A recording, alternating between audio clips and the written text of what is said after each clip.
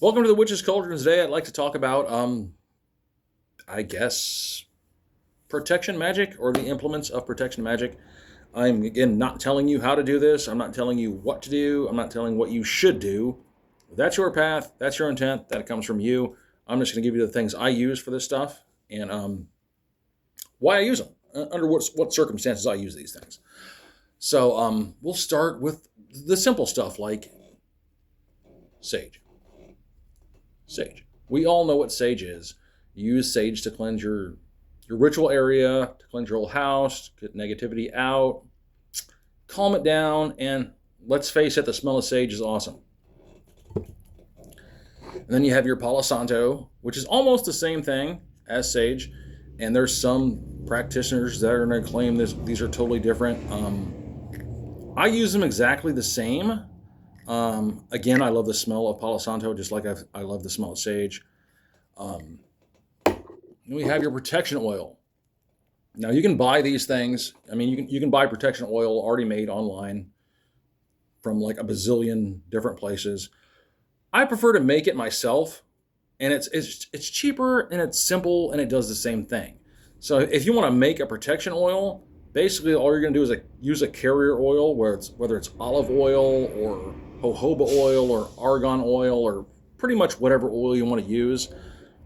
I just put loose leaf sage in this and let it set for like a month or two, and then I use it. I use it to consecrate my wands, my altar, myself, whatever I want to do. And it smells really good. It's simple.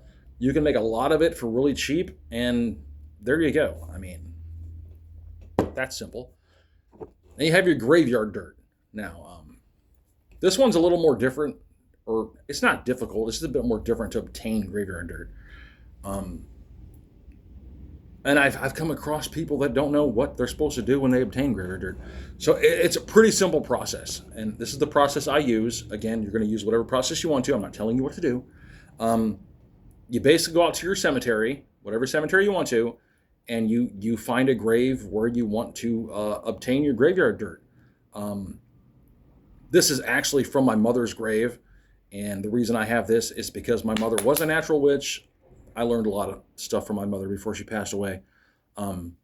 So I use this for protection. You can also get graveyard dirt to use for nefarious purposes, and I have some of that too, for cursing and whatever, if I ever want to do that. Because, someday I might want to. But you pick your grave, you dig a little hole, you get a little bottle, a vial, whatever you want, a little baggie, doesn't matter. Put your dirt in there. But what you want to do is leave an offering. Just leave some change in that hole, bury it up. Before you leave, you do want to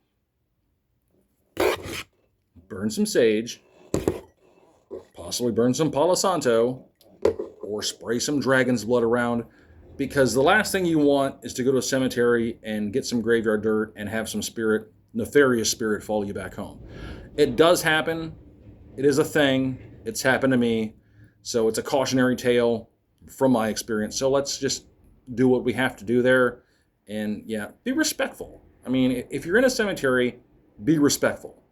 Get that right in your mind there. Be respectful. That's what you have to do out in the cemetery. So now we're going to go on to witch salt. And you can kind of see it in there. I'll pour some out in my hand. But this is easy to make. Doesn't take you that long. Doesn't cost you a lot of money. You can kind of see it there.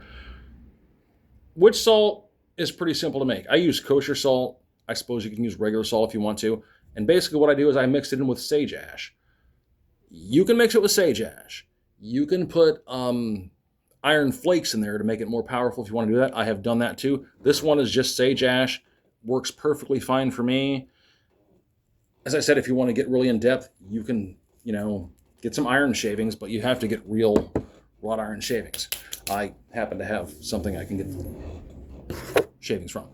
But anyway, so when do you want to use these? Now here's the debate I've come across online. A lot of people, you got to use these for specific whatever.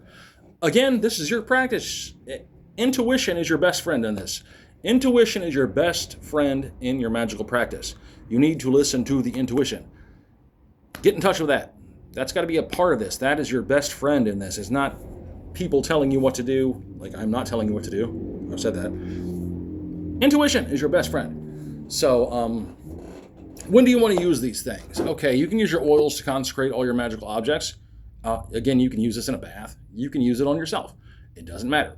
It smells really good. Hey, you just made your own cologne / perfume. Graveyard dirt. You were going to use this in satchels or baggies or poppets, which a lot of people want to call voodoo dolls, but let's call them poppets because they're not voodoo dolls. You stuff it. Okay, you stuff it with this, whatever, for protection. Or you can use it for cursing. If you wanna make some goofer dust, you want to get your bad juju dirt, and there's other implements in that. I'm not going to tell you. Do your research. You'll find it out. Sage, Palo Santo. I know you all know what sage is. You can use this to clear your whole house, your ritual space. You can also use a brass bell, which I have. It's simple to do too. But again, it's going to take out all that negativity. You know what I'm saying? Palo Santo is going to do the same thing with the negativity. Just bring that relaxation into the atmosphere, your ritual space, your whole home. Witch salt. I can tell you what I use this for. Okay, if you're having an experience where you're feeling like your whole house is like, there's something in here that maybe you did a ritual, there's some kind of a residue where something crossed the veil and it's not really good, it's kind of negative, possibly nefarious, take this simple stuff right here. And it's easy to make. I told you, it's kosher salt, sage ash, or shavings from iron. Take a little in your hand, go to all four corners of your house, and just kind of toss it in the corners. So all four corners, you toss that in, it's going to create a barrier to keep out your negative or your nefarious spirits. What's left over in your palm, go to your front door, open your front door, simply blow it out. You've now created basically a magical barrier for your home. I've done this so many times, countless freaking times I've done this, and it does work, okay? So that's my 2 cents on, I guess, protection magic, if you want to call it that. And you can do ritual magic for protection too with your black candles and your whatnots. But this is simple, like burning this stuff, and all this stuff is really simple. Again, you're gonna do what you want to do. What comes from you. I'm not telling you what to do, but do good works. I'll see you next time. Leave some comments, man. Tell me what you've done on protection stuff, because I would love to hear from you. Because I'm sure I'm not the only witch or occultist that's doing protection rituals or protection stuff. So leave some comments. I would love some comments, dude. So I'll see you later. Do good works and take care.